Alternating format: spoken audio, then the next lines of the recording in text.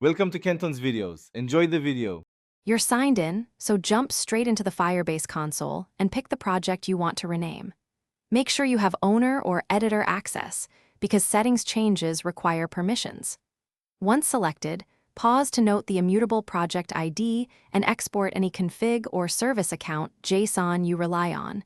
This prevents surprises. You can change the display name without touching the ID. Now open Project Settings. We'll update the name in the next phase and explain why that's safe. In Project Settings, find the project name input and click Edit. This is the visible display name across the console.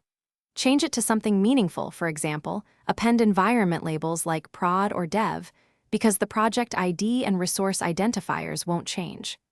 Click Save.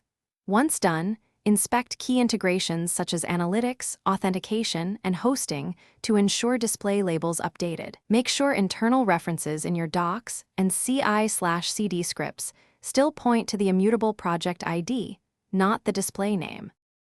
After saving, verify the console shows the new display name and tell your team, because they'll see it in UIs and emails. Update internal docs, CI/CD pipelines, and monitoring dashboards that use human-readable names. Remember, the project ID remains the authoritative reference for APIs. If the name does not appear changed, make sure your browser cache is cleared. Try an incognito window and confirm you have owner permissions. If permissions are fine but the issue persists, reopen projects. Thanks for watching. Consider subscribing if we helped you.